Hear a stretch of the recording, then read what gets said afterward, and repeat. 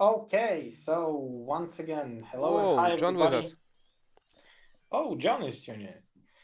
Yep. So hello everybody. Welcome for our Artem, it's ninth meetup, right? Yeah, Yeah, yeah, it's it's our ninth nice. meetup, and today we have amazing guest Ralph Jocham, a professional Scrum trainer, Well, co-author let's of applause. yeah, yeah, Silent co applause. Zoom. co-author of a great book, Professional Scrum Product Owner, which I personally recommend you all. Yep. And Ralph is gonna tell us about the product owner who seems to be demystified today. Wow. Yep. So before we start, we also have a short information because we see quite there are some people who are new. We're gonna talk a bit about ourselves and this whole initiative, and then we're gonna give the mic to Ralph. You Okay? know, what I'm thinking about, Andrei, tomorrow on from Monday on event number 10, Alena should tell this information instead of us because she is listening this in 8 time in a row. So maybe Alona, it I will be hope her you don't examination mind. and I certification. don't mind. I don't mind. Alena, you can become a certified Agile with Ukraine master. I'm in. We can prepare a nice badge. Yeah, absolutely. For LinkedIn. Yeah. So, who are we? We are Agile with Ukraine. I'm one of the organizers here. We have also Artem, who is an organizer of this initiative. Yeah. And throughout those times, when the war started, everybody started thinking, every Ukrainian started thinking, how can we help our country? And we did all we could.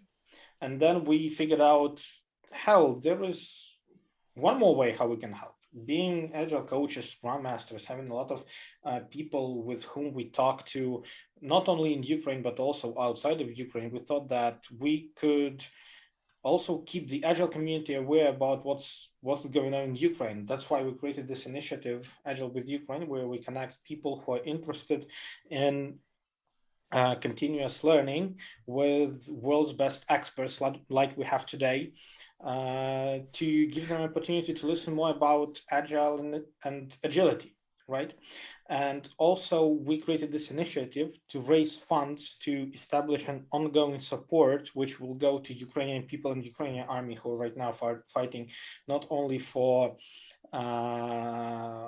freedom in our country but also for safety in the whole Europe and maybe the whole world. Yeah. So I don't live in Ukraine, but I'm Ukrainian to my core. I live in Warsaw, Poland for the last 10 years, but Artem lives in Ukraine, for example. We have Alona from Ukraine, we have Oleg from Ukraine. And believe me, those people have lived enough through for the last 1 month. So, for example, Artem, how did the war started for you on the 24th? Yeah, we were just sleeping in our private house nearby Kiev, 3 kilometers from Kiev. And at 5:30 a.m. we've heard a strange sound like boof, boof, and also this sound something like that. And it was air attack with missiles on the capital of Ukraine, the country with the biggest square meters and with 45 million population. So we were not very surprised because we have one of the best countries in the Europe, but with very strange neighbors. And we've looked eyes to eyes with my wife, and she asked, "It looks like it started," and I said, "Yeah, it looks like." And then in 30 minutes, our package was packed and backpacks with money, ID, documents, and laptops, the most valuable things, together with children and dog, was already in the car, and we start moving as western as we could from the capital. So it was not the most beautiful experience in my life, but I believe it was something that will make us stronger in future. And of course, we want somehow to contribute. It looks like that I'm not the most perspective soldier in Ukraine, because I don't have any kind of military experience in the past. The only my experience was 30 minutes medical observations when I was 16 years old. But I want somehow to help my country, my nation, So we've spoke with Andrei what we can do and what we are usually doing before the war, and we like to connect people, to connect smart people who are ready to share something and who want to become better tomorrow, become better for their organizations, for their teams, become better leader or team member, doesn't matter, but improve themselves continuously. And that's what we are doing right now. And if it could help us also to spread the words around the globe, and it would help us somehow to collect donations, so why not? Every small contribution, it's a piece of a big pie, and that's what we are doing right now. Yep, exactly. And that's why we started partnering with Ukrainian Fund, which operates here in Warsaw, Poland.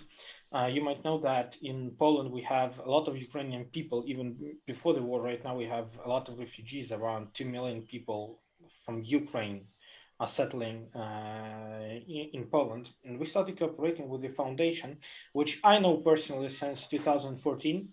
This is the year when the first Russian aggression came in, and when they annexed the Crimea and also started the war on Donbass.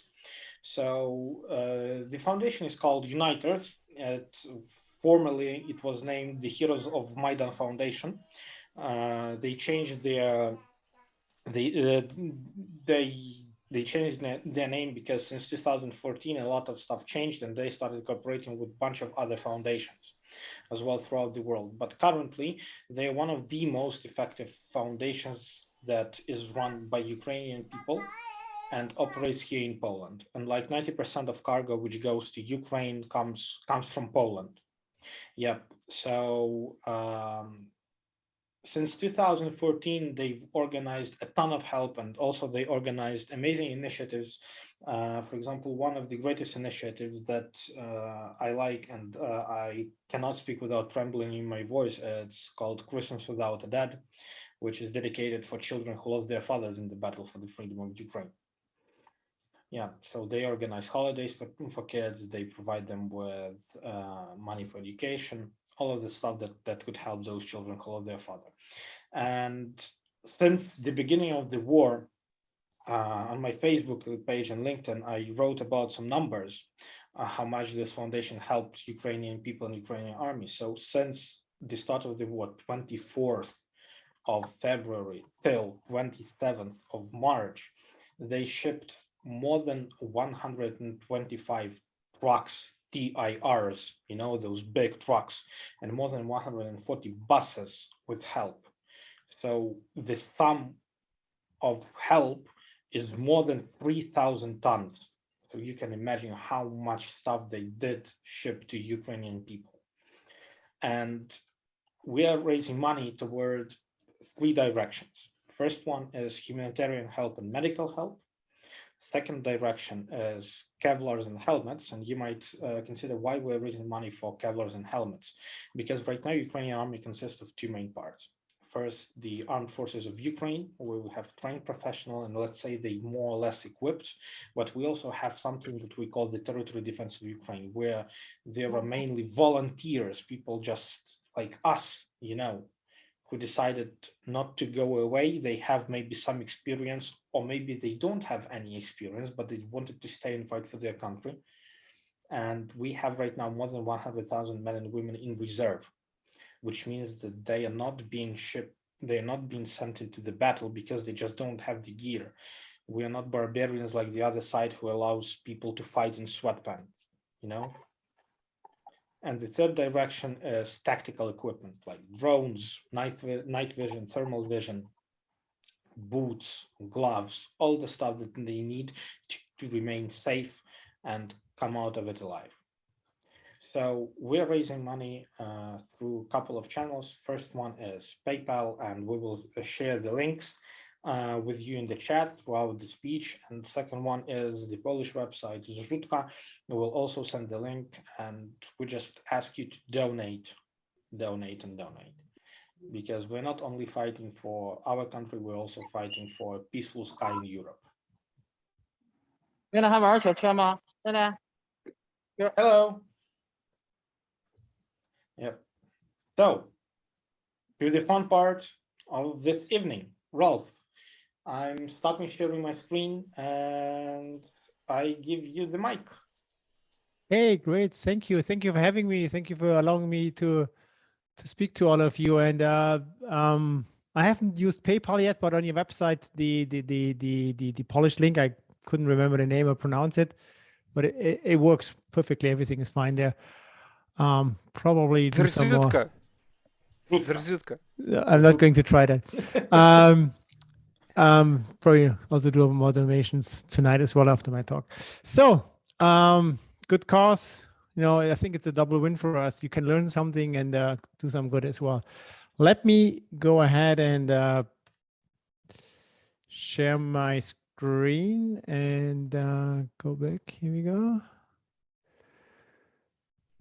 So you should be seeing a PowerPoint slide, product owner demystified. Can you confirm that? Sometimes, you know, with all the Zooms and Windows and stuff like that, things end up at the wrong place. But now, I'm a big fan of Scrum. I'm a bigger fan of the product owner accountability in Scrum. And what I observe often is that people don't really get the role. Or I was using the role here, but what does the product owner really do?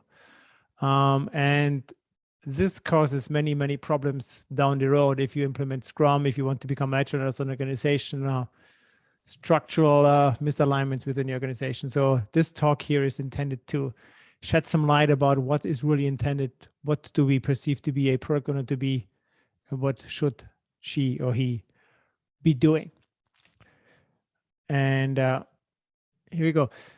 First, I want to set a little bit of background information, and there's this great book of Thomas Friedman, Thank You for Being Late. It's a little bit of a weird title, but basically he was waiting for somebody for lunch. He showed up late, and because of this person showing up late, he came up with a book idea. So that's why I called this book Thank You for Being Late. Now, if we look at the longbow, that was a weapon of choice for many, many hundred years. So there was no change, there was no progress. Now, if you look at tanks and aircraft, in the last 100 years, they really changed a lot. Now, and often we talk about technical disruption these days. We are being disrupted about something. And yeah, I mean, if you look around, there's this Harvard Business Review article, and they were asking executives about, are they expecting to be disrupted? And they listed by industries, and media, telecom, and so on. So most of them are. But then I was asking myself the question, why do we call it disruption? Why don't we call it enablement? Because aren't we able of doing something with the technology we couldn't do beforehand? Something is possible which wasn't possible before. And thinking about it, I came up with the conclusion, and this book here helped me as well. Project to Product, Mick Kirsten, which is also brilliant, is that the question is, on which side of the equation are you? Are you? And if you go back in history, that's also out of the book from Mick Kirsten. Now we have those tiers here, and they're always about 50 years, something like that. So if you look at the Industrial Revolution, which led to the Great British Leap, so there was some time which we call the installation period. So the new technologies coming up, new ways of thinking, new ways of working, and at some point they kind of reach critical mass, and then we enter the turning point. And at some point the turning point is over, and then we have the deployment period of that new technology. So Industrial Revolution led to the Great British Leap, which meant now suddenly there were less blacksmiths and weavers, but you had more industrial plants where people were doing that, and economies of scales, essentially, big fabrication plants. So a few winners, many losers. But the losers doesn't necessarily mean that, because the people who were kind of doing these kinds of jobs, then often they found other jobs in other industries, and the ones which were basically just created. The same happened for the age of steam and railway, which led to the Victorian boom. Then you have the age of steel and heavy engineering, which led to the Belle Epoque in Europe, or the progressive era in the USA. Then the age of oil and mass production, post-war golden age. Now, since the 70s, last century, we kind of entered the age of software and digital. So we had the first transistor in the 70s and the first computers and so on. Now there's a little bit of discussion about when did we enter the turning point. Some people said around 2000, some people saying more like 2007. If you think about 2007 was an interesting year. We had the Tesla, we had the iPhone, we had the e-ink display with the Kindle. So the kind of many things appearing on the market. Now the question is that there's this question mark in here about when is it going to be over? I believe, this is my opinion, is that Corona gave it the final push. Now we have entered the digital age. We're in the deployment period of digital. Now that would mean the dice are cast essentially. Now there are some winners and losers as well. Now the question is, what does this mean? And I think kind of going back to the slide before, we talked about how many industries are afraid of being disrupted. I think these people are sensing the disruption which is happening right now because of the technical digital advancements we're having. So this is just kind of like foundation to keep in mind, building on top of what I'm going to talk about more like in regards to the principles, I like to call them, in regards to product ownership. So principle one, think in products, not in projects. So Scrum was publicly shown first time 1995 at the UPSLA conference in Austin, Texas. Now this year it's going to be, let me do some quick math in my head, like 27 years, which is a long time, but Scrum was even developed earlier in the early 90s. Now, then Ken and Jeff said, we have to think in products, not in projects. And that is also why Scrum has a product owner and not a project owner. So, and this is a, and you surface like product, project kind of sounds similar. Where's the difference? It's huge. It has huge implications on how you structure your organization, how you think as an organization, how you behave, how you fund, how you spend money, all of these things. And the way I like to challenge organizations or people I work with, say, could you deliver all your projects on time, on scope, on budget, and still fail as a company? And usually after a short thinking period, say, yeah, you could. And they, what? When? Why? Yeah, if you built the wrong thing. Now, essentially, if you built the wrong thing, what did you do? You built the wrong product. So products is what makes you successful. And if you think about how many products you use today, it's a huge number. No, just a cup of coffee I'm having here is a product, it nourishes me and keeps me awake. Now, essentially, we are surrounded by products. I couldn't avoid this pun here, but everywhere, everything you see, everything you touch pretty much is a product. Not just the alarm clock which woke you up this morning is a product, even if it's an app. A product doesn't have to be physical. It could also be a service. Now, products are enabled by technology. So technology doesn't really disrupt.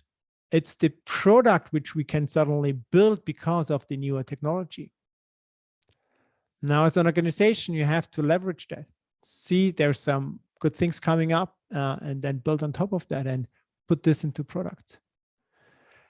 Now, as a consequence of this, it is easier for a company who's really good in their technology to build up domain knowledge than for a domain company or a strong domain company to get really good at technology. And again, I think this is something we see around us. Now, let's look at Apple. They have a payment system, they have a credit card, they have the money. What's holding them back from becoming a bank? Right now, that's just monopoly laws. But so many banks struggle to get good at what they're going to do, like on the software side. So that's also a big challenge we see in the industry these days. So then this raises the big question, what actually is a product? So in the book, which was mentioned before, so Don and I, we talk about really simplified, a product has a producer and a consumer. The consumer is willing to pay for the product or gets a cost benefit by using the product. So if it's a free product from an NGO organization, it's a benefit for the society essentially. But this is most important. It solves a problem for the consumer. Now look around, everything you work with, it's a product pretty much. And I would say pretty much everything, don't say pretty much anymore, everything you touch, you look at is a product. And it always solves a specific problem. And this kind of leads to the next principles. You need to identify your right product. Now, what I often see as an organization is the following. It's like, let's say we have a classical org structure here. And let's say the organization says, yeah, you know what, we use Scrum, so therefore we have product backlogs everywhere and product owners everywhere. And then they have to start to work on an initiative. And then this initiative is broken down. So you break the problem you have to solve and make it fit into your organizational structure you have in place. So we divide and conquer, and then we get to this, because this leads to a project mindset. Because now we have sequential life cycles and milestones. And all those milestones and life cycles we have in place, they create dependencies which we need to manage and coordinate. A big chunk of management is exactly doing this, nothing else. They don't create value, they just make sure that things are somehow communicated correctly. Again, this also leads to many, many handovers, information scatter, high inventory. My output is your input. So we're actually entering the land of queuing theory, which is really interesting. I read a paper about that companies should be organized like the IP protocol in regards about how they ship and move information around. Now, this doesn't work so well. So suddenly we have a really strong focus on efficiencies.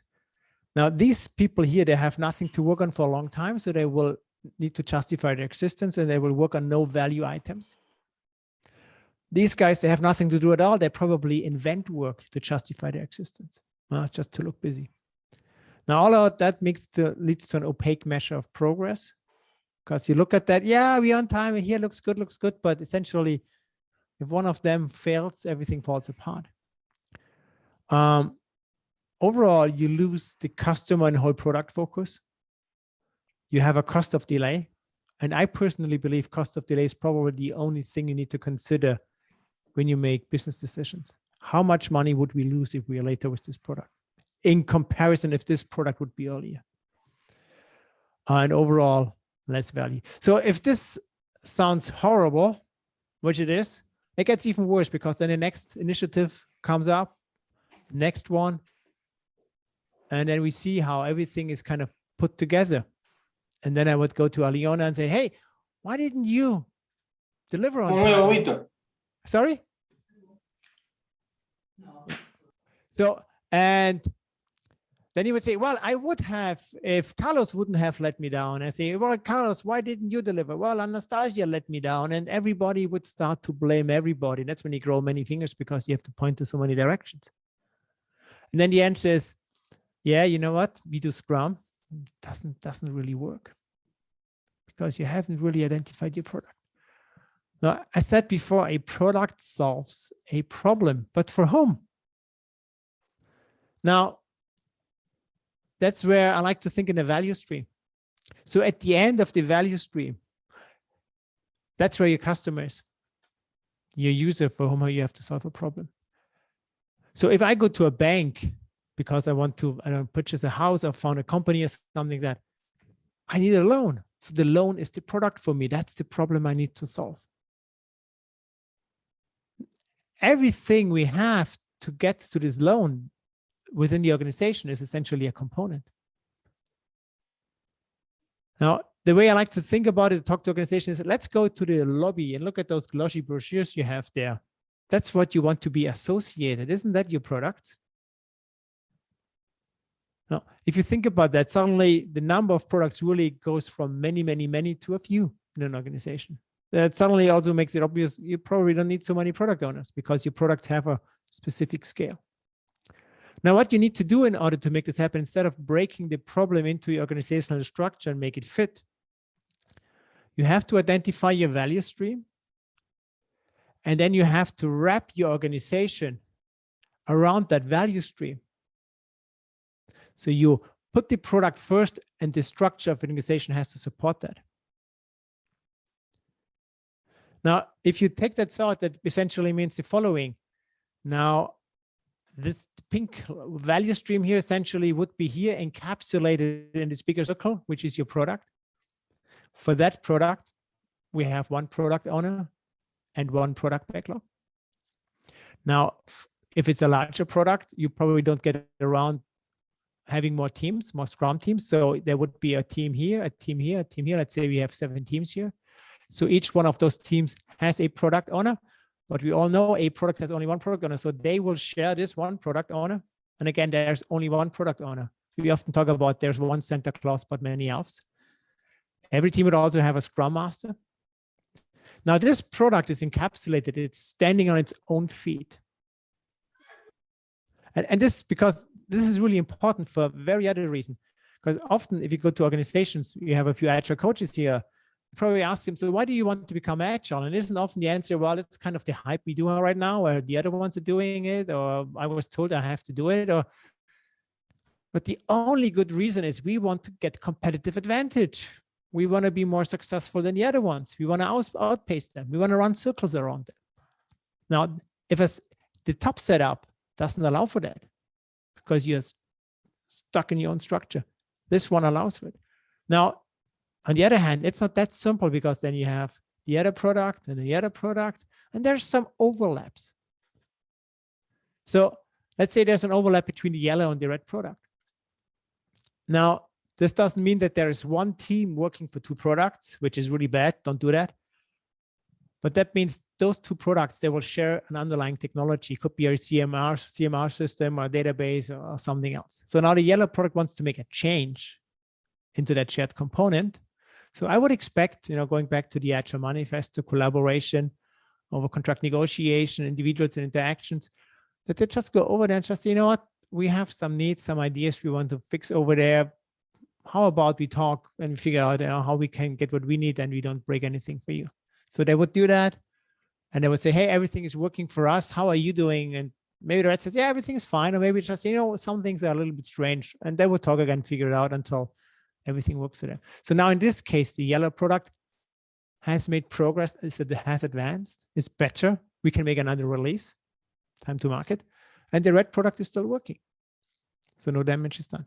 So the same would apply in this setup and in this intersection we have here. Now in the center, that's what I like to call our crown jewels. That's where the whole organization is depending on. So we really have to make sure nothing bad happens to that. So we have to put a fence around it. Now, what's the simplest answer for a fence in this case? Well, let's put a team in charge of that component which is shared. And then I would go to this team and just say, hey guys, you know what? I need this change. Could you do that for me? And they would probably tell me, yes, Ralph, sure, no problem. Happy to do that. And then I would ask, so yeah, when can I have it? June? And then I would probably say, I thought more about next week. No, Ralph, June, maybe end of May, but not earlier, no chance. A component is always a bottleneck. Now, here we would have a few components. Here we would have many components in the upper scenario. So again, this is already a progress, but still. So now the question is essentially, how can we bring down the fence? And again, this is where technology comes into the picture, at least for software engineering projects, because we have the technology, test automation, continuous integration, containerizations, sandbox, all of these things. Maybe, the component team wouldn't have to do the work anymore. They just provide guidance and governance. So we would do the work and they would look at it and make sure nothing is broken and say, okay, well, we take it over and we put it in there. So essentially, whenever you have a bottleneck, and this is going back to the theory of constraint, Ilya Goldratt, is to really subordinate everything underneath this bottleneck and figure out what you can take away from them so that they can become more performant. So that's important. So think in the right product, structure your organization around that. So there's actually, in this book from McKirsten, Project to Product, he talks about BMW in Leipzig, I think it is. So that's why they built cars. And the first thing is they built the assembly line, which is more like a big U. And then they built the organization around it. And apparently it's mostly glass, so you can really see and check out how the cars are being built. Now, again, you have to scale your product to the right level. So, and what I want to say here is, for example, maybe if you drove a car, these days cars have buttons on the steering wheels. Is a button a product? Yeah, there's a company making them. And there's another company buying them, putting them onto the steering wheel. So yes, it is a product. But for me, it's a widget. I just push if I want to get, I don't know, trigger a phone call. Now, they're being put on a steering wheel. Is the steering wheel a product? Absolutely. It solves a problem. You can navigate your car. You can push the button on the steering wheel. You have maybe safety through an airbag. But probably nobody really goes out and buys steering wheels. You purchase a car because a car is the thing which solves your problem. Transport of yourself, of family, maybe of goods. So you have to really identify but you shouldn't go too high. So you should go as high as needed, but not higher. Now, that's on the y-axis. Now let's look on the x-axis. And let's go with this diagonal I put in there. So let's say you go with a regular product. That's when we would use kind of classical Scrum. Now, one product owner, 8-9 developers, Scrum Master, no problem. Now, a large product, this is where we would talk about in regards to scaled Scrum. And that's what I just showed you before, like several teams working for one product owner together. Now, what do you have for a component of a widget? Now, I think this is the question. This is also the problem we see often in the industry. And the thing which I like to think about with this diagonal is the further out you go, the higher the degree of validation is. The safety that the product you have built is actually right on. Now, if I have a good button, that's good, doesn't make my car successful. If I have a great steering wheel, that's better, doesn't make my car successful. But having the right car, that's what matters. Now, let's look at this 2x2 here quickly. So the number of products and the number of dev teams. Let's say one product, one development team or developers these days. Now there's one product backlog, one team sprinting, and then we have one increment at the end. And the product backlog is also refined. Again, no surprise here. So a big product, a large product, several teams, that's scaled Scrum. At Scrum the Rock, we developed something called Nexus. So there would be several teams working out of this product backlog, creating the increment, also refinement. At the top right, this is where I see the organizational portfolio management, where all the ideas go in there, what we want to work on. You prioritize it or order it in the same way, like a product backlog, and you refine it and you break elements out and just say, well, that's the next things we believe we should be doing. And then these teams here would pull them. They wouldn't be pushed into that because otherwise we end up with all this task switching problematic again. Now, what do we have at the bottom right? One team, several products. That's where I like to draw this one here, because this is really the area of pain. Because what happens here? You have one Scrum team taking care or charge of many, many products. Now, there are two distinct Scrum values coming to my mind right now: focus and commitment. This team can't focus on anything. They're all over the place. Now, think about in the sprint planning. They probably wouldn't really commit because they don't know what they're committing to. They might even think about excuses already in the sprint planning. And how does this show? And this is for me the beauty in Scrum. Whenever something is hard or doesn't work, it's not a problem of Scrum. It just makes a dysfunction transparent. Because in this case here, you would have a really hard time to come up with a decent sprint goal.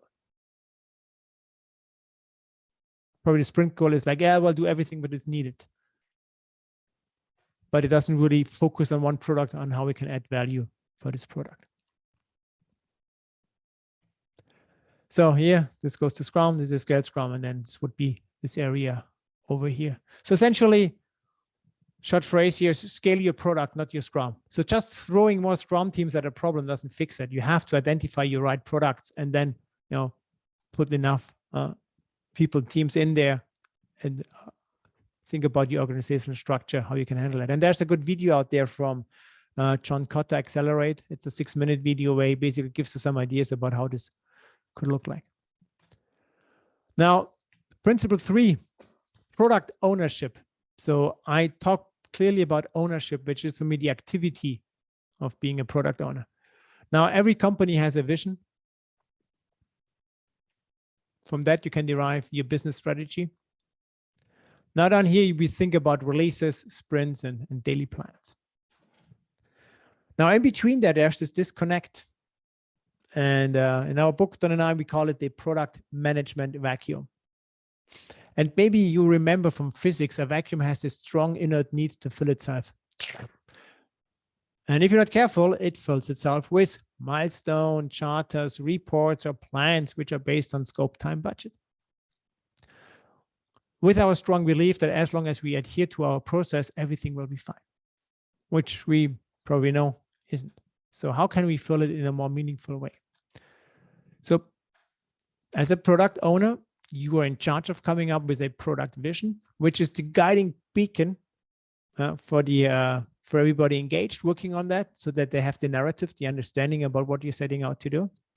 Based on that, you can then derive your product strategy. And the reach of proper product ownership looks like that. So you have to go higher than just the two, product vision and product strategy. Essentially, you as a product owner, you have to really understand why the organization needs that, why this is important. Because if you haven't understood it, how can you act upon it? You really have to have gotten the narrative about why am I here? What am I doing? For what reason? Once you have understood that, you are also good enabled to come up with the vision. Once you have the vision, you think about, okay, what would be first release for which customers and so on. And you would come up with a strategy. And then you would pass it down to the developers, saying, oh, guys, these are the problems I need to get solved. Let's talk about that. Now, instead of throwing something over the wall, do that. You would just say, let's sit down and talk about that. Questions, let's go to until the developers have it in their heads and understood. And that empowers them to really self-organize, self-manage to solve it and implement it. So essentially, for me, product ownership, there's the English word amalgamation, which means you bring two materials together without having an interface in between. So product ownership is for me the amalgamation between a business strategy and the product. It's the bridging from strategy to tactics, bringing that together. Because often on a strategic level, many things are fairly easy, straightforward, but on a tactical level, how do you really make that happen? How do you make people think and behave in a specific way? That's not so easy. And actually, I go a step further. If I work with product owners, is I say, you know what? Try not to write product backlog items. Sit down with the developers. That's why we work with user stories quite a bit. And the definition of a user story is it's a promise for a conversation. So sit down, talk with them, explain them, answer all the questions they have. And at some point, just tell me, oh, guys, that's good information. Shouldn't we take some notes and write it down? And then they will say, oh, yeah, probably. Yeah, okay. So why don't you do that? So this is about this feature. Write something in Jira or on this card or whatever you want to do. And then this becomes the product backlog item. So they create what they implement later on their own. And by doing that, they take on small ownership. So if something goes wrong, they don't point the finger at you. They probably say, we did something wrong. We in the collective of, we as developers, or maybe we as the collective of the Scrum team.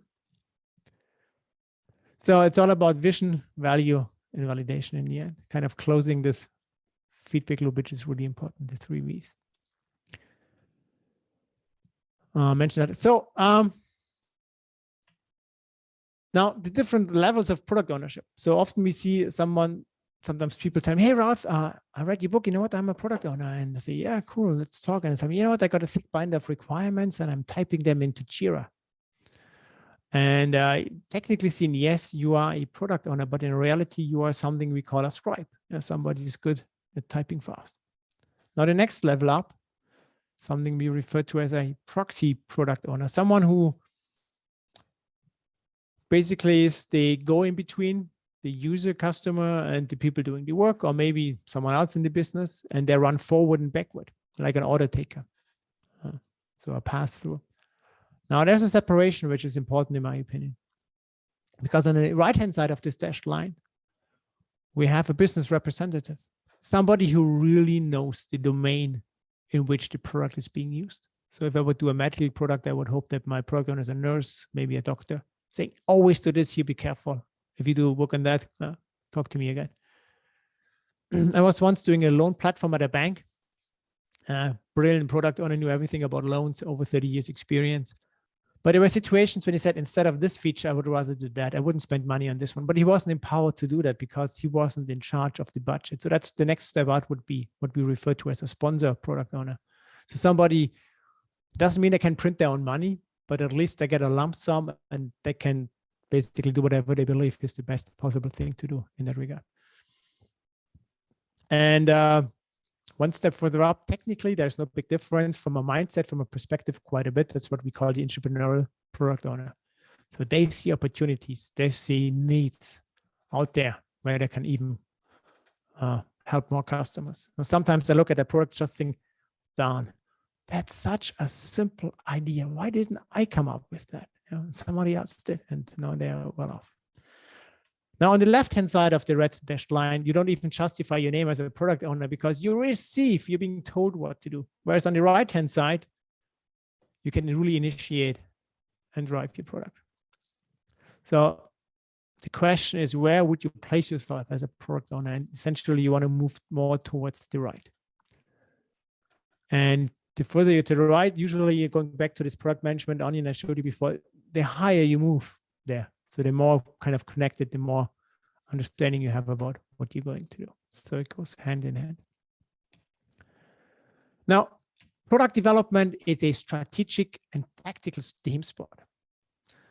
So let's say we start off again with a product vision, product strategy, value discovery, and then delivery and validation. Now, in some organizations, product ownership happens down here. You're the guys who make it happen. Do it. And this is wrong. Because what product ownership really is the thin slice through all layers. Because you need to understand the vision of the product. You need to understand what's planned, like first step, next step, maybe some contingencies we have thought about. And you think about, how can we make this happen? What's the value we want to deliver? And how can we make that? And how can we validate that we were right? Now, this is lots of work. And this is why it's so important that as a product owner, you should be able to delegate work. And that's where the cross-functional Scrum team again comes into the picture. If you have business analysts, UX people, and whatever else you need to help you in doing your work. And essentially, this is the amalgamation from the product owner towards the developer. So they would probably meet somewhere here on this point. So you can delegate responsibility. However, as a product owner, you will always remain accountable for the whole product. So we want to have the right-hand side, not the left-hand side. So the product owner for us is an entrepreneur. And this is important because think about the product owner as a product manager who thinks and acts with an agile mindset. Because being a product owner still requires that you know the skills and traits of product management. Knowing how to build a product in an agile way is powerful, but you still need to understand what is product management all about. Now, essentially, this also goes back to, let me just go back to the slide here quickly. Because down here, maybe you're just a delivery person, but here you need to know all the traits and the in and outs of product management. And the product owner engages and delegates responsibility to the team. And as I said before, I'm just repeating myself here, the product owner is always accountable for the product. And it's all about the vacuum. And take that thought about with you, go back to work. You see that many pieces of project work is done and other things is all about trying to fill the vacuum. the disconnect from strategy to tactics. And that's where we have to bring in product ownership, because we use products, not projects. Now, I had mentioned before vision, value, validation. Let's have a quick look into that here. So I strongly believe a good vision statement is really important, because that's what engages people, empowers them, gets them up to do whatever is needed. And then we see often vision statements which are like these ones here. I'm not going to read them out because they are long, abstract, convoluted sentences, and once you read them, you can't remember what was in there. On the other hand, they sound really impressive. Now, there's an exercise which is really powerful in showing you the power of a clear vision. So take a room. I just did this yesterday at a client in Basel. Half the room, you give them this piece of paper. Draw 10 blue flowers with 5 petals each and so on. And the other room, you give this one. Draw a beautiful summer meadow with blue and red flowers and green grass, some cows, birds, and a shining sun. And this is a very important sentence here. This scene reminds our customer of their childhood growing up on a farm. Now, and then you basically, and you don't tell them that they have different requirements. And then you just put the flip charts or whatever they created on the wall, and then you compare it. Now, here they really very efficient. They draw the flowers next to each other. Well done, team. We were faster than the other ones. Now, and then you see what they created here on the right-hand side. Now, if we go back to those two papers I handed out, where do these come from? They usually come from a requirement engineering department or somebody who's knowledgeable in codifying information or coming up with stuff. This is a vision, essentially. This is an idea we want to fulfill. That's the narrative. Hey, I grew up there and I want to have a picture about that. And then often, the reward system is laid out in that way. Yeah. On the left-hand side, you get rewarded if you really stick close to the specifications. On the right-hand side, you're happy with measured with the happiness of your user. And I think that's the only thing which really matters. And this is where I go back to Peter Drucker, who said in the 60s, the only reason for management to exist is to create customer. He used singular because he said, if you have one happy customers, you will have more. And then you're having a good job. So create and share the product vision over and over again. And that's what I like to do in the sprint review. I always, when the sprint review happens, the room is full. I say, you know what, guys, this is the vision of what we are doing. And if people say, oh no, not again, I can't hear it anymore, just about often enough. Because then people have really internalized it. They remember it by heart. They don't want to hear about it anymore. Because then they carry it around with them. They carry it around in their heads and they base their decisions on that. They can always reflect back. So otherwise, yeah. I've been to places where they made a vision statement and I put it in a drawer and never looked at it again. So that was my talk about vision here. Now let's look into value. Now, if you work in a classical linear waterfall approach, you plan everything, you analyze everything, you design everything, you implement everything, you test everything, and you release everything. Here at the very end. But there's this question mark. Have you built the right thing? Now, the question mark exists because we have this disconnect, this vacuum in between. And that's the reason why we come up with milestones. Before you can transition from this one activity to the next one, there's somebody looking at that. Now, it looks really good in theory. In reality, the way I think about that, it's more like, yeah, looks good, but you don't know if it's the right thing because you haven't implemented it. You haven't got the validation from your target customer, from your final end user. And the other problem is that some of those activities in here, for example, design is never late. If I have 3 months to draw boxes and lines, I do this for 3 months. And once I'm done, when the time is up, I'm done. Because I just hand over another document. We cannot validate if this is right or not. So it's perceived safety. It's not real safety. And if we look at the value we create, it probably looks something like that. if we're lucky, we go all the way up. If we are unlucky, we get stuck down here. And this is what happened to Nokia. They were still building great phones. They knew how to do that, but nobody wanted them anymore. The market had changed. And all of this is not for free because we have to pay for that. Now, if you are lucky and you go up with your value curve here, then you would have the orange dashed line. And once you are above the black line here, the x-axis, you have return on investment. You have positive cash flow. Now, in Agile, it's different. Why is it different? Because we are not driven by activity anymore. We are driven by creating value for our users with the product we create or with the product. So we would engage with them and say, from all the things you need, I know everything is must have. You can choose only one. And that's the first thing we will be working on. Maybe you end up someplace here, and then you would work on the next one, and then you would work on the next one. And it goes always a little bit less important, less important, less important. Now, then you get this green curve we have here. Now, often people tell me, yeah, but the starting point and the end point is the same. When I say, yeah, in a theoretical world, if everything works out perfectly, it is the same.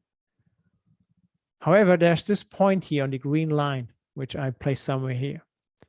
That's when its slope becomes less than 1. Now, mathematically, that means most likely a sprint is costing us more than the anticipated return on investment. That raises the question, should we keep on working or should we make a release? Because right now we're actually starting to lose money every sprint, probably. Now, why keep on believing something? Why shouldn't we just say, if we're really done, definition of done in Scrum is so important, make a release and learn from the customer. Okay. Now, if you look at also the cash flow here, yeah, it's still not for free if you work like that. But let's say you make a release here and you were successful, you get some cash coming back, and then you could start to work on the next product. So instead of a team working on several things always in parallel, being in charge or being engaged in 10 projects, they would only focus on one product at a given time. Before they look at the next one, there would be a release. And if one of those things goes wrong, you lose less money. That's a really good way to hedge risks as well. And overall, the green area is probably more than the orange one. So you will have cash flow earlier. You will have a better risk management about it. And overall, if done well, you will have more. Now, if you look at visibility or transparency, ability to change value and risk. Now, if you work classical defined, visibility looks something like that. You know everything in the beginning and then everything at the end. Maybe then you know the things you don't really want to know. Ability to change reduces if you realize in testing here, oh, we had a conceptual misunderstanding here in the planning phase, which is actually also really interesting because you plan everything even though you know that you know the least. Not really smart in my opinion. Now, if you work with sprints, you have lessons learning. Now, what you have learned from the first sprint, what you have learned from the first retrospective, from the first sprint review, from the first customer feedback, and something can leverage immediately in the next sprint. So you don't want to make all the decisions in the early beginning. You want to defer them as long as possible. The first reasonable moment to make a decision is the last possible moment. Value, we talked about this, and risk is the opposite of value. Once value comes, our risks disappear. Now, visibility goes up like that. It's still the same shape, but the frequency goes up because sprint beginning, sprint end, shorter time frame. Now, this has nothing to do with Scrum, this green line here. Scrum, if you look into the Scrum guide, there is no technical word in there. No technical word. But if you have good engineering practices in place, now think about the crown jewels and the fence around that, then you can pretty much go ahead and make changes everywhere all the time. Value, you would have this curve, and also this approach is a really good way to mitigate risk. Now, if you work like that, these problems we had identified early on, they disappear. Because here you have a product mindset, not a project mindset. You don't have sequential life cycles and milestones anymore. You always have a working product at the end of the sprint. Your dependency management and all of that things disappears. Maybe a little bit if you have shared components with other product. No handoffs, information scatter, high inventory. There's one product backlog, one product at the end. Now efficiency become really visible. And if there's something working not well, well, you have the retrospective for that. You have real measure of progress because you can see every sprint, how much product is working, how much is releasable. Because of all the transparency we have, you will not invent work. You have a clear customer and whole product focus because you have a working product every sprint. You would reduce the cost of delay and deliver value more frequently. So engage and collaborate with your stakeholders, especially users, early on, and keep on doing that. Build up the internal capabilities to release frequently. A lot to do with technical excellence. And remember, it's hard to get there, but if you have this understood, then you can tackle not only your current problem, you can tackle so many other problems as well, and be willing to learn and fail fast. Now, last point here, validation. Now, what I want to mention here is something at Scrum.org. We developed something called EBM. It stands for evidence-based management. How can we bring in the evidence that our decisions were right? It's not about making only right decisions, because I believe if you only make right decisions, you're not brave enough. Once in a while, you need to fail. Otherwise, you're not pushing the envelope hard enough. So we have something which looks like that. We have 4 key value areas. Current value. So what is the value we are currently, what is currently delivered by our organization, which has a lot to do with thinking about how many products are out there, how much are they used, those products, how happy are our customers, but maybe also internal factors are, how happy are our employees? Do they say, yeah, it's Monday again? Or are they like, I'm just staying there? So in the US, apparently 60% of the workforce just is staying at the current employer because of the health insurance. That's the only reason they show up for work. Then you have unrealized value. That is really looking into the future. Like what new things could be coming up? What could be a new technology to look into? And if we understand that, we could leverage that and maybe build some products with that. Often we talk about a value satisfaction gap. So what is it what users don't out there are missing? Or maybe they're not even aware about that they're missing that. What could we do and give it to them, and they would basically then be happy and purchase those products. The other key value areas is ability to innovate. So how effective is our organization really at improving value? And this has a lot to do about how much money you can actually spend on innovation. So these are just some numbers I'm throwing out here, industry average.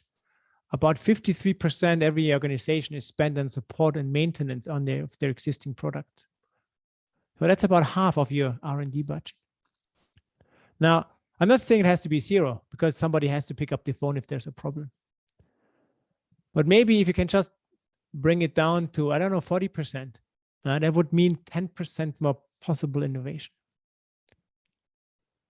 And that could, if you can do that and your competition can't, that would be a big leap forward. You could maybe outpace them a little bit.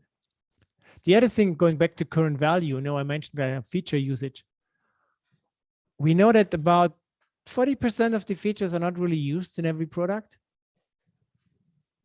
Now, why are we doing those features? Maybe it's the wrong approach how we engage with our future users. Maybe you ask them, would you like that? And they surely would say, yes. Because what's wrong with saying yes? I was just asking if I would like that. Maybe I don't like, but why, I can have it. Now, maybe we should talk differently to them. What problems do you see? Okay. That's interesting.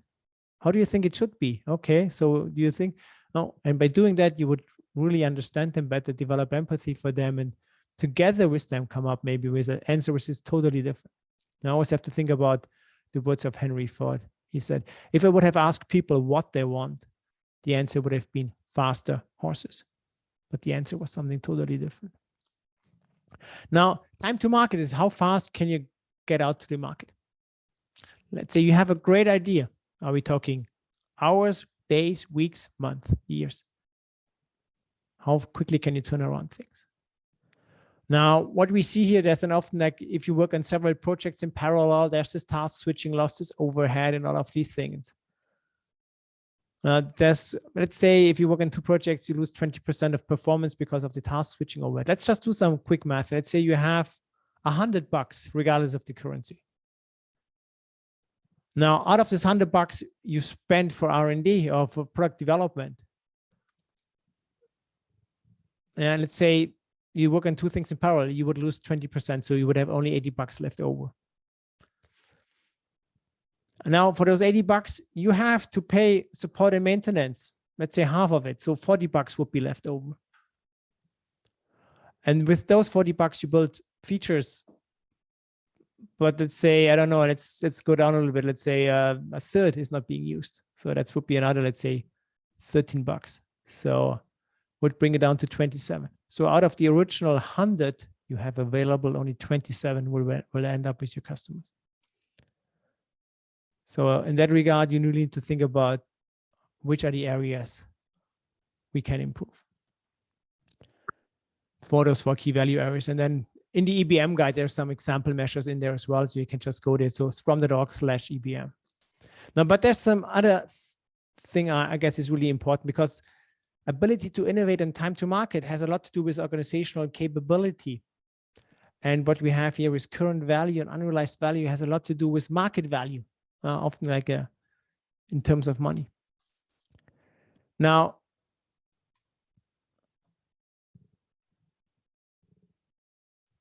let me just check something. This is,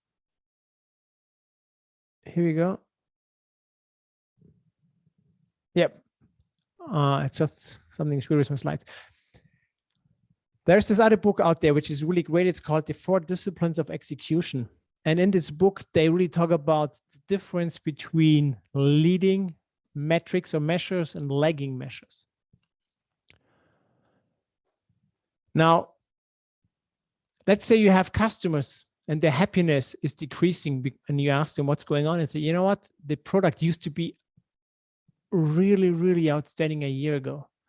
But now with the last couple of releases, it crashes too often. Sometimes there's data inconsistencies. I'm not sure if I can trust the numbers anymore. Overall, the quality is going down. Okay, so now we can formulate a hypothesis. We say, for example, well, maybe, we have to bring up the quality. We have to reduce our bugs. So how can we do that? We need to test more frequently. Okay, so let's bring up our testing frequency. But yeah, we don't have the manpower or the money, but maybe say, how can we maybe use some technology for that? Maybe set up a continuous integration system for test automation. Okay, now these are the things you could measure. You could measure how often do we run the test, how much of our tests are actually automated, how often do we execute them. So these are leading measures. You could measure again and again and again. And if those numbers go up, and if you are right with your assumption, lagging your customer happiness should go up again. Essentially, by having those leading measures, you can rely on them. You could be wrong. You could have the wrong leading measures. Don't get me. But if you're right, and usually we have good intuition that you can trust on them, and hopefully then lagging, you will see the difference. And for me, it's a combination about, so think about what do you believe what your customer needs? Are these the things you can measure every day? If yes, do it. If not, think about what is a measure you could measure which should lead to the lagging measure, and then rely on that. And if you're right, awesome. If not, well, at least you would learn that this was a bad leading measure and you can change it and look for something else going down the road.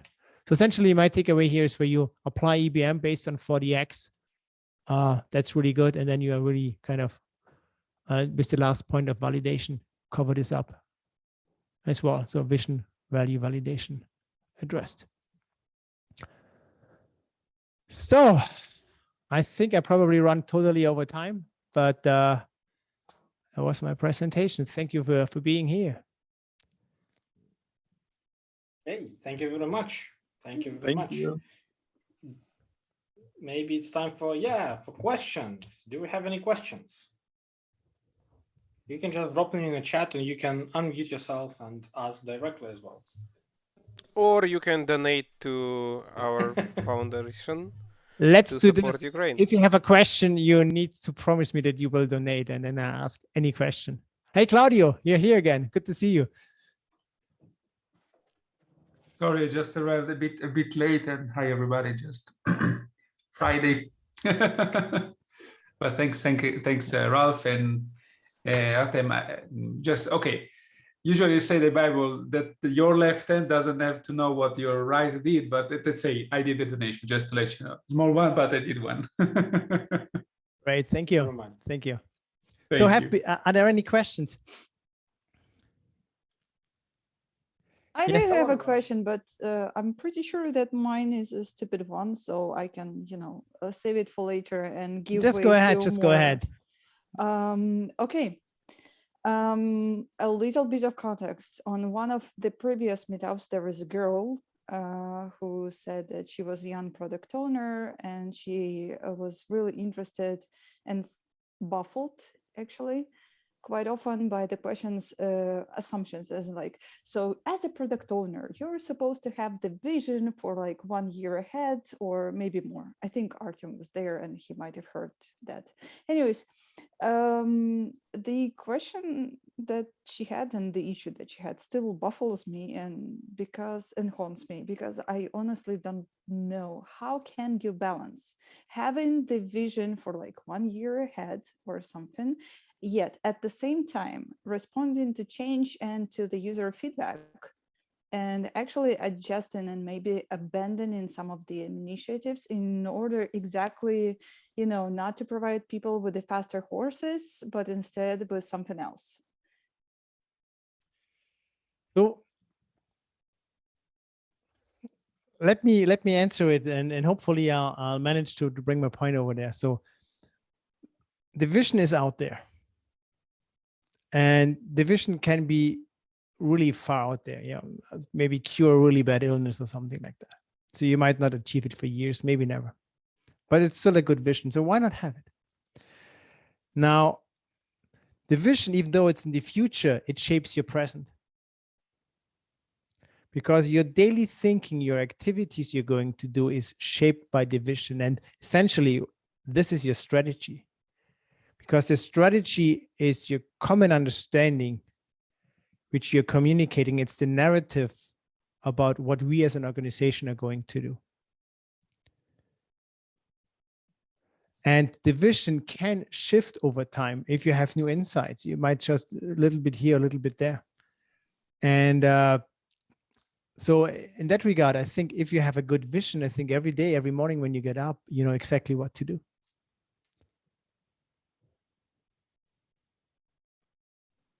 I might Okay. add one thing, because I'm making an assumption, but to me it sounds like the people who are demanding it or asking it from that product owner, it seems that we have a different understanding of what vision is, because it sounds like they're trying to, they understand vision in a way like concrete operational steps that we need to do.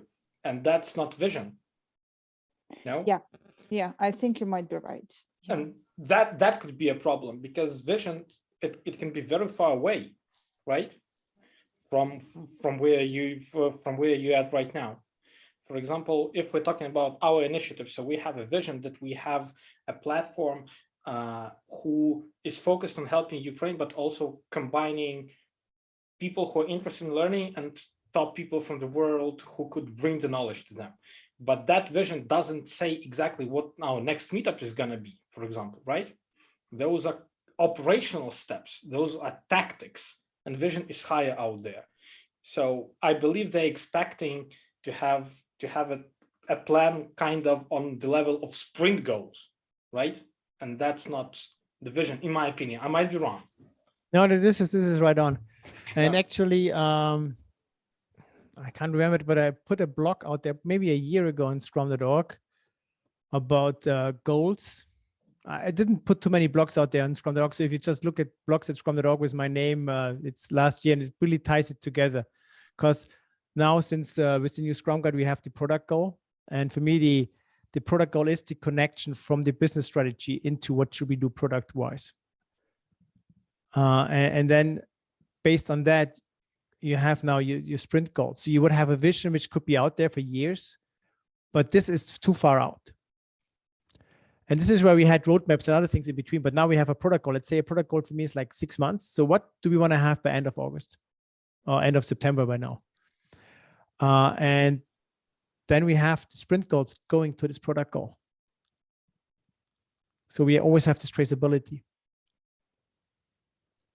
And adding to that, coming back, Andrei, to your example, I want to say that maybe, connecting top experts with people who want to develop themselves, it's also not a vision. It's very short-term vision.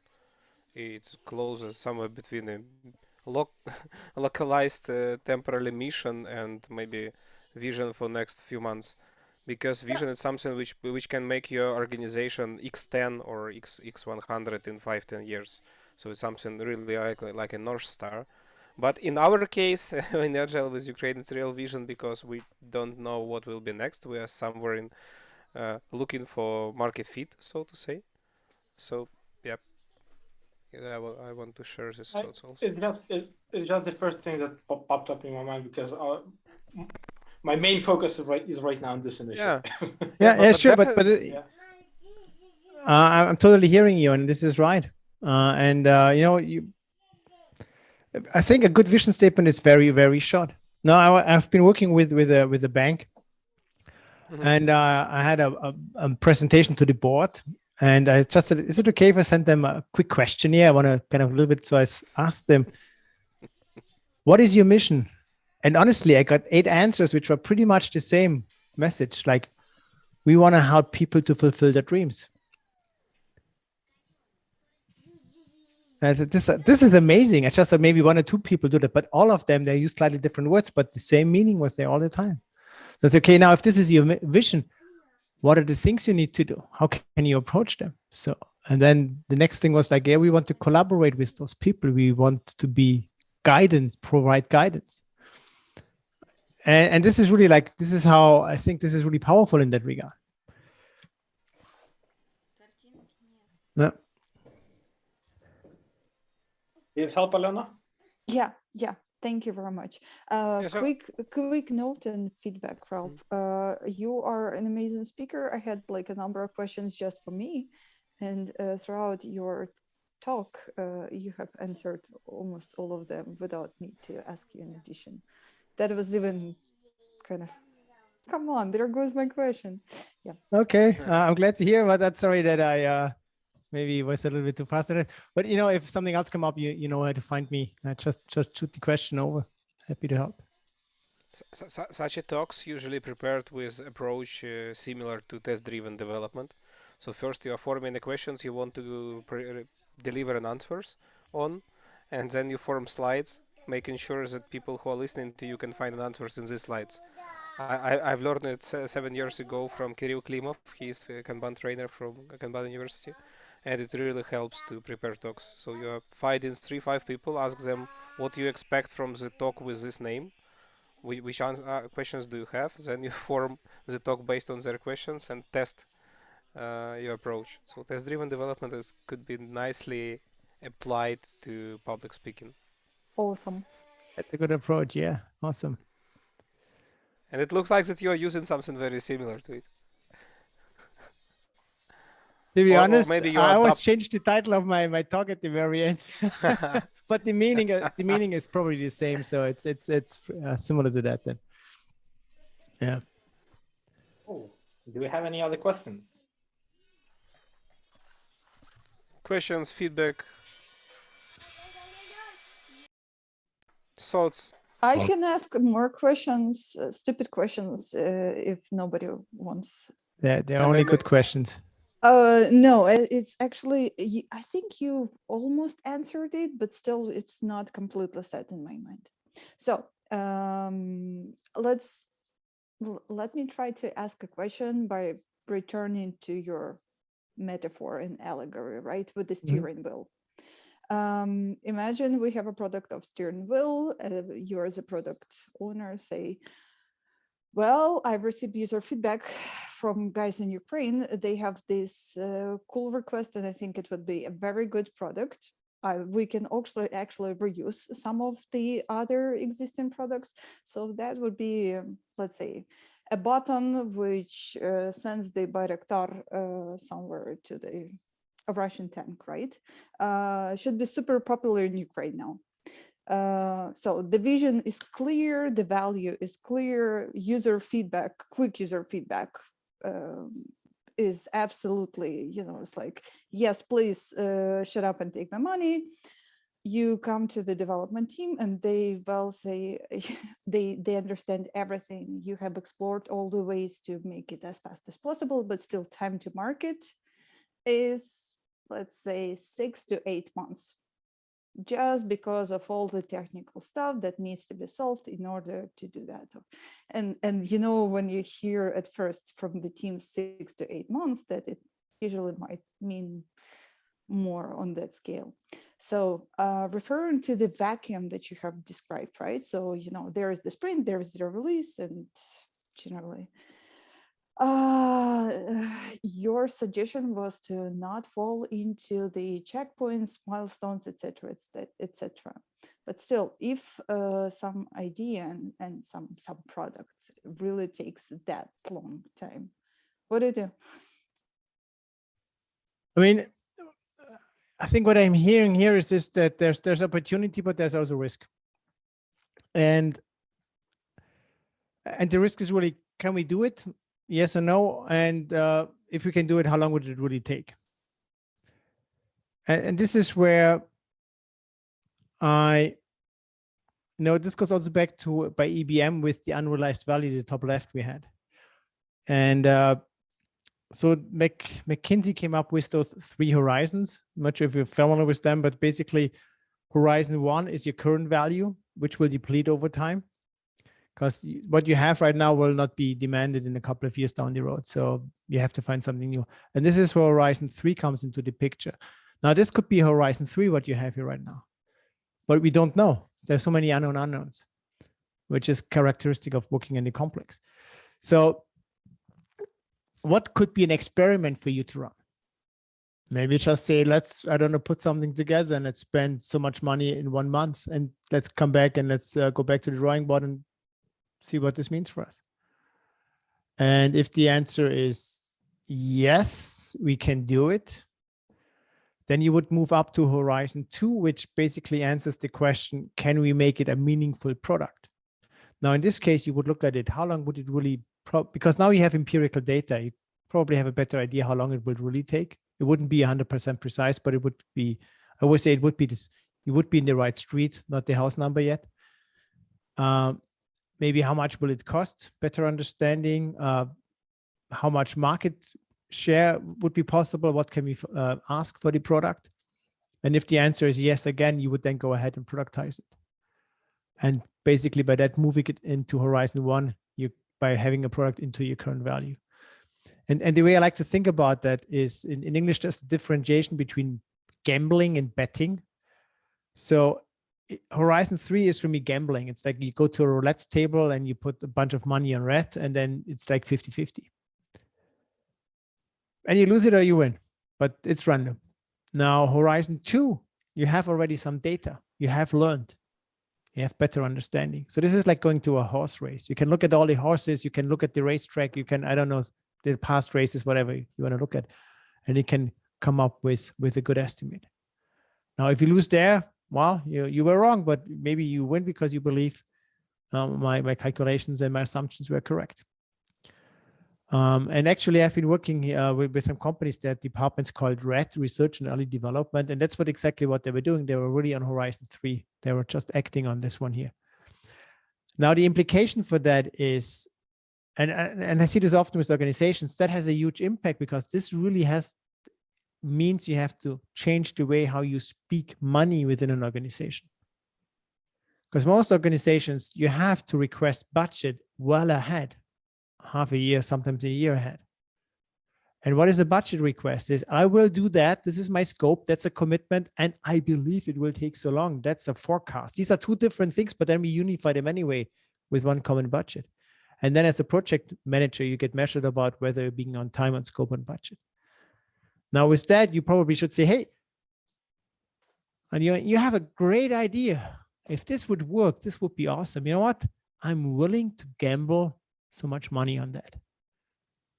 Do you think you could come back in a month and give me an answer if I give you so much money? And if you say yes, you would come back and say, Rolf, works. Yeah, we can do it. I don't know really the details yet, but overall, thumbs up. Or maybe you would come back, no, We tried everything, didn't work. Maybe when I ask any other idea, yeah, I mean, there's some other things we could be doing, but they're totally different technology and so on. So maybe as I say, yeah, let's give this a shot.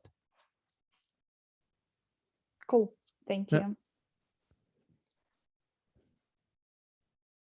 By the way, I've donated. Thank you.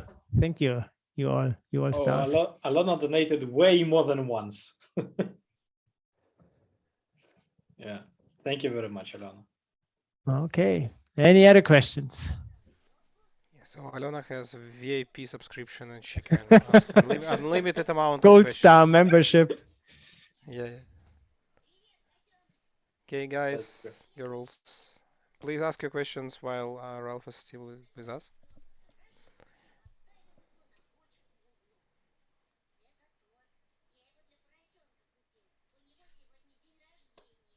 Okay. What's up? So Friday evening, no questions. Friday evening looks like, yeah, was a long week for all of us. It looks like that in your city pubs are opened and it's allowed to buy alcohol. So you are just waiting for calmly and politely waiting till the end of the event. okay. So we'd like to thank everybody. Thank you, Ralph, for a great presentation. Thank you. Excuse me, there is a Yeah. question. It was Really? sent to me privately with like asked to do it for someone. I don't want to call the name. I don't know why, but the question is ask him about the story mapping, please. Is it good or bad? So is it? Okay, story mapping. It's good. It's very good, actually. Thank you, Ralph. Next question. I mean, it's a short answer. Let me just tell you why this is good. Often, Of course. I see, the product backlog is there to describe the product. No, it shouldn't be this is how we work product or this is our technical stuff we need to do product backlog. It describes the product. And usually what I see is if people go straight for a product backlog, I see like, well, we have to have a database card. We have to have this, and kind of all of these things end up here. And then you end up with a sprint review where you have nothing to show because you never really looked at who is going to work with that, whose problem are we going to solve and things like that. So if you do a story map with a potential user, say, you know what, how would you like to handle that? What would be the steps you would anticipate?